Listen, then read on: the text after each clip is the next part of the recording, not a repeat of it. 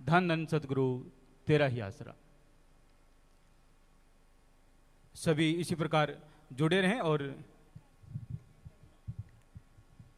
आप लगातार जुड़े हुए हैं तो इसी प्रकार आपने जुड़े रहना है। और YouTube पर भी अगर आप लाइव हैं तो इस लिंक को और शेयर करते रहें ताकि पूजा गुरु जी के अनमोल वचनों का सभी लाभ उठा सकें। धन धन सतगुरु तेरा ही आसरा।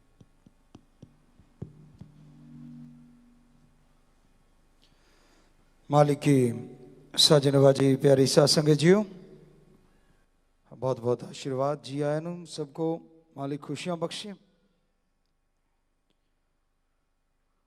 परम पिता परमात्मा कण कण में जर्रे जर्रे में वास करने वाला, हर समय हर पल हर जगह हर किसी को देखता रहता है। हर कोई हर पल हर समय उसे भी देख सकता है, पर जो बीच में खुदी की दीवार है, अहंकार की दीवार है, उसको गिराना लाजमी है। जब तक इंसान के अंदर अहंकार है तब तक ओम हरि ईश्वर राम अल्लाह वाहिगुरु गॉड खुदा रब कण कण में होता हुआ भी नजर नहीं आता।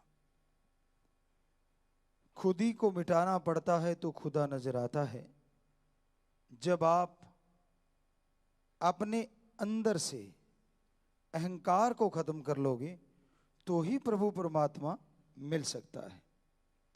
चाखा चाहे प्रेम रस और राखा चाहे मान, एक म्यान में दो खड़ग देखा सुना ना कान। कबीर साहब जी के ये वचन है कि जिस तरह एक ही म्यान में दो तलवार नहीं आती, उसी तरह एक ही शरीर में अहंकार और प्रभु का प्यार इकट्ठे नहीं रह सकते।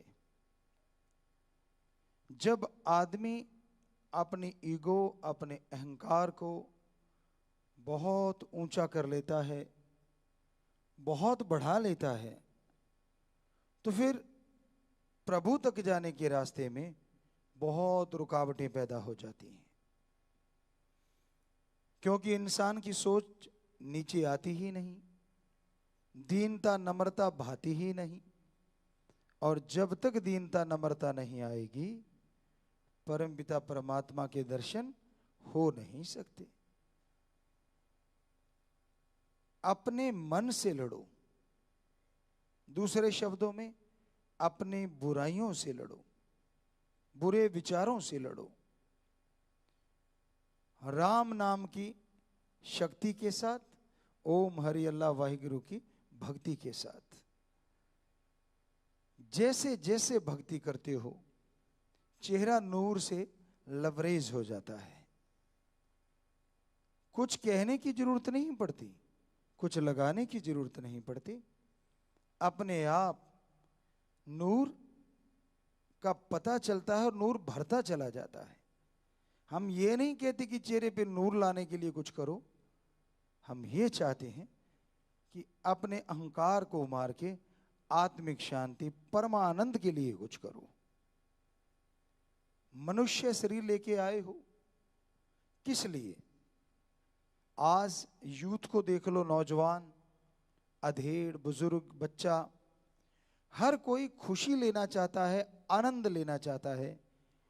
क्या कभी आपने किसी को सुना है आम समाज में कि भगवान से या दुख हासिल करने के लिए वो कोई कर्म कर रहा हो?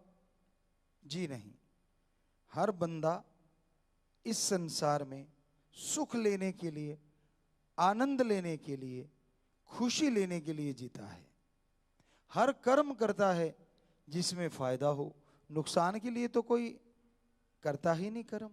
ये अलग बात है कि आपकी सोच क्या है और प्रभु ने लिख क्या रखा है, ये तो मालिक जानता है। पर एक बात जो परम पिता परमात्मा उस ओम हरि अल्लाह राम ने मनुष्य शरीर को बख्शी है, उसे आज का मनुष्य भूल चुका है। आप क्षणिक आनंद के लिए नशा करते हैं, क्षणिक आनंद के लिए काम वासना में डूब जाते हैं, क्षणिक आनंद के लिए ठगी, बेईमानी, चोरी, जारी, पता नहीं कौन कौन से कर्म करते चले जाते हैं। क्या आपको पता है कि एक ऐसा आनंद है जो आपके अंदर ही भरा हुआ है? दूसरे शब्दों में कहें, वो परमानंद है, और आपके अंदर होते हुए भी आप अनजान हैं। थोड़े थोड़े खुशी के लिए, थोड़े थोड़े सुख के लिए कितने कष्ट उठाते रहते हैं आप। दूसरों की चुगली, निंदा, दूसरों की लात खिंचाई, दूसरों के जमीन जायदाद पे कब्जा, दूसरों के सुख पे आप आंखें गड़ाए रखते, कब दुखी होगा। पर जो असली सुख आपके अंदर छुपा हुआ है उससे आप अनजान हैं। तो पीर फकीर इसलिए समाज में आते हैं कि जो आपके अंदर सुख भरा हुआ है, जो आपके अंदर परमानंद भरा हुआ है, उसको आपसे मिलाएं। दूसरे शब्दों में, आप अपने अंदर के परमानंद को खुद प्राप्त कर सकें, इसलिए संत संसार में आते हैं।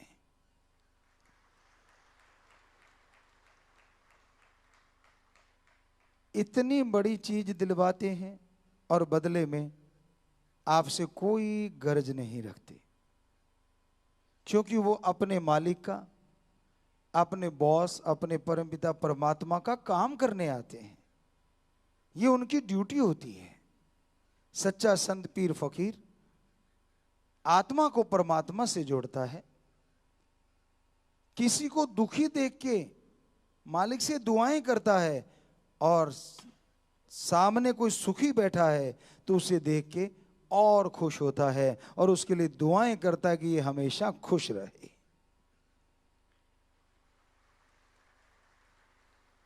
संतों का काम दुखी हृदय को परिवर्तित करके सुखी बनाना है। संतों का काम तड़पती हुई आत्माओं को परमपिता परमात्मा से मिला के उनकी तड़प शांत करना होता है। किसे टेंशन नहीं आज के टाइम में, छोटे से लेके बड़े तक को। छोटा बच्चा थोड़ा सा बड़ा होता है तो खिलौनों की टेंशन पड़ जाती है। एक के पास छोटा खिलौना, दूसरे के पास बड़ा खिलौना, तो ईर्ष्या शुरू हो जाती है कि मेरे पास क्यों नहीं। थोड़ा और बड़ा होता है बचपन तो थोड़ी सी टेंशन और तरह की हो जाती है कि इसके कपड़े अच्छे, मेरे अच्छे क्यों नहीं। ये स्कूल मोटरसाइकिल पे जाता है, कार पे जाता है, तो कार पे जाने वाला ज्यादा खुश, स्कूटर वाला कहता है देखो ये कार पे है। स्कूटर वाले से दुखी साइकिल वाला कहता है ये देखो स्कूटर पे है। और साइकिल वाले से दुखी पैदल जाने वाला कहता है यार इसके पास साइकिल है। तो टेंशनें थोड़ा सा बड़ा रूप लेना शुरू करती हैं। फिर जैसे जैसे बड़े होते हैं, फिर स्कूल में यारी दोस्ती मित्रता की टेंशन शुरू हो जाती है। इससे दोस्ती है, उससे नहीं है। आजकल तो नए नए शब्द इजाद हो गए हैं, ब्रेकअप हो गया, फलाना हो गया, धिंकड़ हो गया। सीधी सी बात की दोस्ती टूट गई या दोस्ती बन गई, कपड़ों की तरह दोस्तियां चल रही हैं। कोई जमाना होता था, कहा जाता था कि दोस्ती तो लग गई तो लग गई। आपस में दोस्त बन जाते थे तो बन गए, विचार मिल गए तो मिल गए। लेकिन आज तो गिरगिट से भी तेजी से दोस्तियां बदलती जाती हैं, फिर उनकी टेंशन हो जाती है। और कई बड़ी एंजॉय भी करते हैं। दोस्ती बन गई तो पार्टी, टूट गई तो पार्टी। अजीबोगरीब सा माहौल हुआ पड़ा है, आदमी अपने होश में नहीं। और ये जन्म देता है एक भयानक चीज को, और वो है नशा, ड्रग। जब दिमाग उलझन में फंसा रहता है, हर चीज में टेंशन, पढ़ाई ढंग से नहीं आ रही, माँ बाप लड़ेंगे उसकी टेंशन, दोस्ती टूट गई उसकी टेंशन, बन गई उसकी टेंशन कि बन तो गई कि बिगड़ ना जाए, उसका डर पहले है। तो यूं टेंशनें बढ़ती जाती हैं। और आज हमारा यूथ, हमारे नौजवान, सिवाय उनके जो राम नाम से जुड़े हैं, बहुत ही भाग्यशाली हैं आप।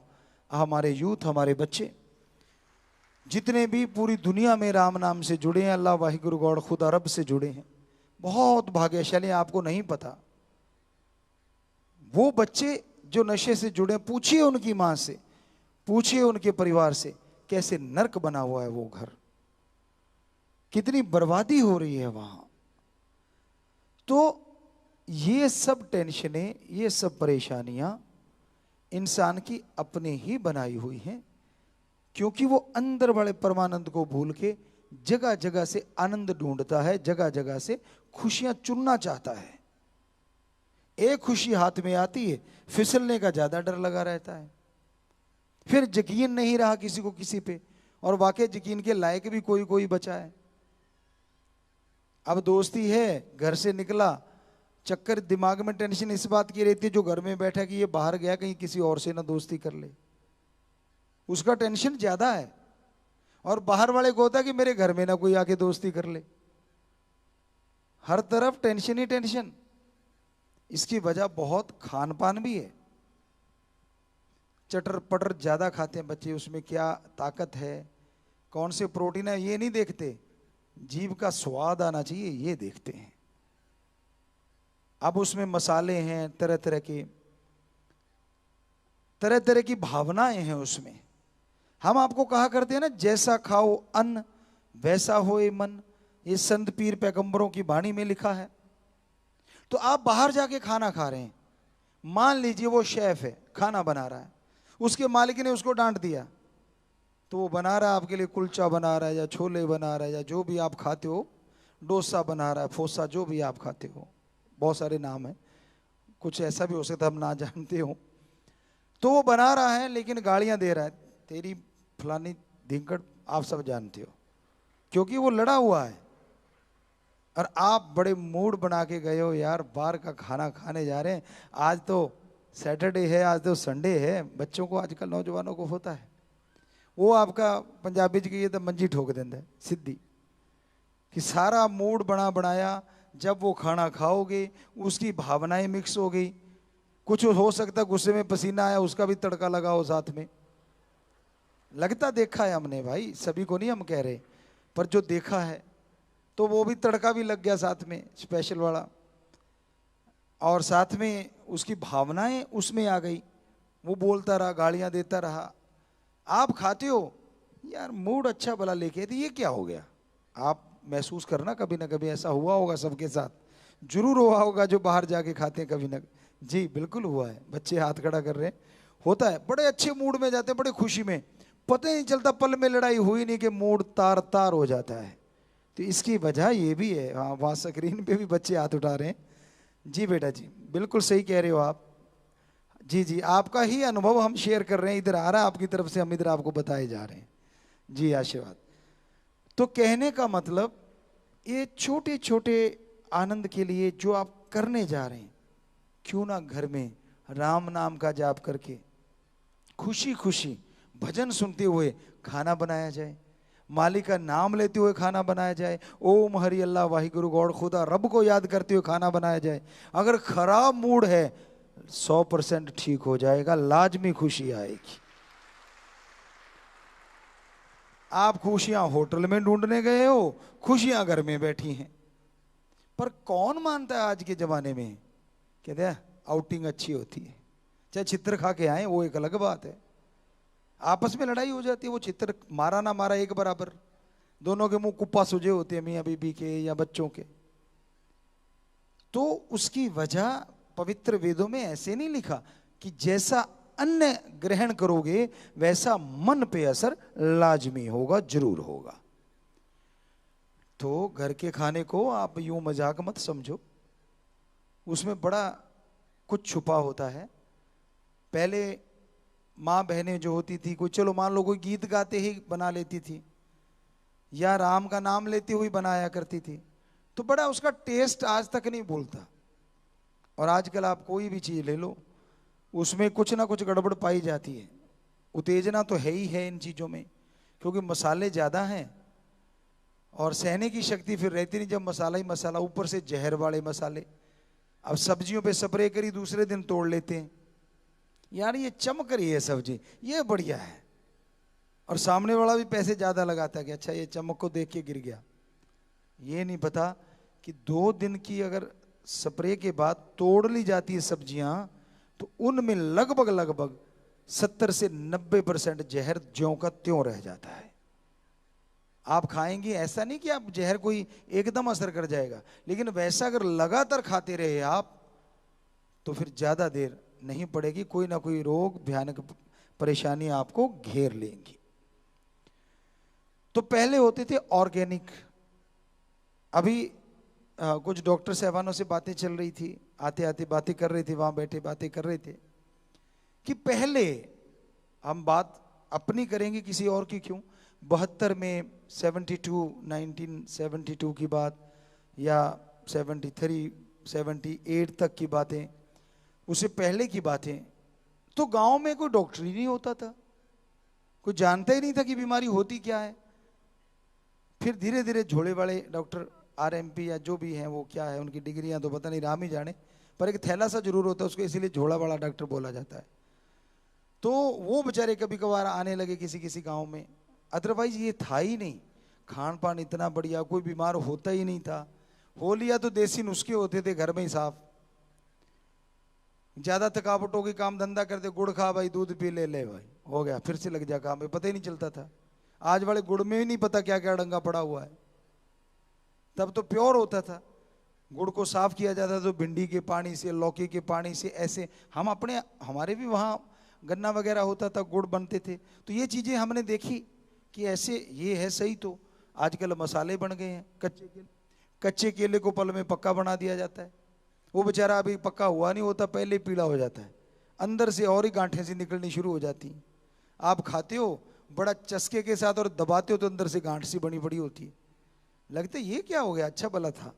तो कहने का मतलब खान पान में जहर हो गया है, आपके देखने में जहर हो रहा है, सुनने में जहर हो रहा है। जो आप अश्लील चीजें देखते हैं, अश्लील चीजें सुनते हैं, अश्लीलता एक जहर ही है, और क्या चीज है। अब बड़ी मजबूरियां हो गई, किसी के बस की बात नहीं, महाबीमारी आ गई, कोविड-19 भयानक बीमारी आ गई, बच्चों को फोन दे दिए गए। फोन जरूरी थे कि भी पढ़ाई ऑनलाइन हो गई, पर हमें नहीं पता वो ऐप कब बनी है। कहते हैं कि माँ बाप उस निगरानी रख सकते हैं बच्चों की, वो कर क्या रहे हैं, लेकिन हमें नहीं लगता कि किसी को पता होगा इन चीज़ों का, बहुत कम लोगों को पता होगा कि वो ऐप डाउनलोड कर लो तो बच्चा क्या क्या कर रहा है उस फ़ोन पे, तो आप देख सकते हो। शायद ऐसा आईटी विंग के बच्चों ने हमें बताया, तो हमें भी नहीं मालूम था। आपको क्यों झूठ बोले, जो चीज़ का नहीं था तो नहीं था, हम कौन सा फ़ोन चलाते रहे ना, पहले कोई ज़्यादा चलाते थे, सिर्फ उन चीज़ों का आपको बताते रहते थे, तो वहाँ तो मतलब ही नहीं है, वहाँ तो फ़ोन होते ही नहीं, कहने का मतलब। तो वो ऐप डाउनलोड करते हैं आप, तो पता चलता है बच्चा कर क्या रहा है, क्या हो रहा है, कैसे। लेकिन नहीं, आपने नहीं की, वो पढ़ाई करते करते कुछ दिखने में मिला अच्छा सा, उसको देखा, उसमें देखा कुछ अच्छा सा और लिंक मिल गया, लिंक मिलते मिलते मिलते मिलते जहर तक पहुंच जाता है बच्चा, और फिर उसके दिलो दिमाग में जहर भर जाता है। यकीन मानिए, ये जो ऑनलाइन, हालांकि और कोई चारा भी नहीं है, इसके अलावा क्या कर सकते थे। वैसे तो ऑनलाइन ये भी तो है, कितने लोगों की नशे छूट गए, कितने लोग बर्बादी से बच गए, कितने राम से जुड़ गए। तो ऑनलाइन का मतलब ये नहीं है कि वो ये बीमारी है, फायदेमंद भी है, लेकिन उसमें गंदगी वाली चीजें ज्यादा आनी शुरू हो जाती है। बच्चा पढ़ रहा है, उसमें कहीं लिंक आ गया कि इसको देखो, वो बेचारा उसको देखता है कि चल देखने में क्या हर्ज है, वो आगे वाला और उसके आगे वाली कोई और गलत चीज, और गलत चीज, और आखिर में तो ऐसा छोटे छोटे बच्चों से ऐसी चीजें। तो माँ बाप का फर्ज है ऐसी चीजों पे कंट्रोल करना, हमारी संस्कृति को बर्बाद मत होने दो। और जो क्षणिक आनंद के लिए आप भागते फिरते हो, आपके अंदर परमानंद ओम हरि अल्लाह राम ने भर रखा है लबालब, बस राम का नाम जपो, अच्छे कर्म करो, यकीन मानो अंदर से वो हरि रस आपको मिलना शुरू हो जाएगा, और आपकी जिंदगी खुशहाल हो जाएगी, आनंदमय हो जाएगी। तो प्यारी साथ संगत जी, कल आपसे एक वायदा हमने किया था, वो अब पूरा करते हैं अभी।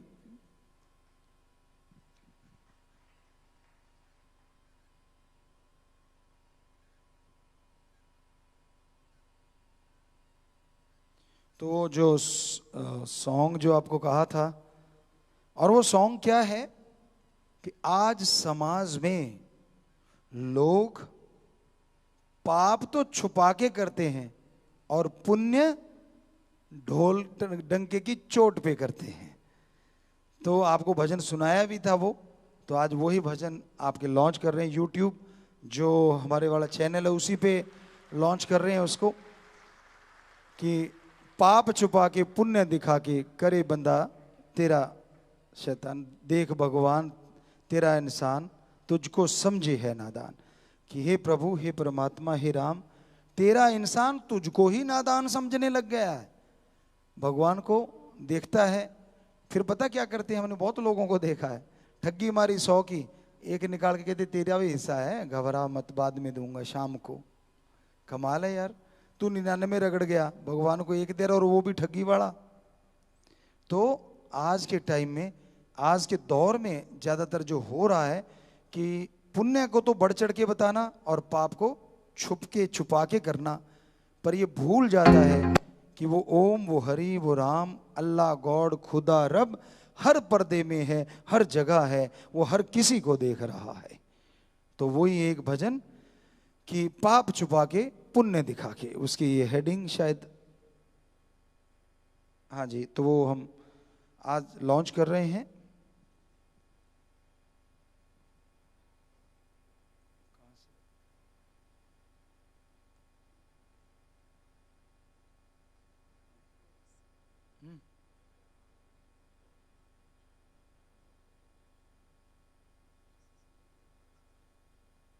ये है।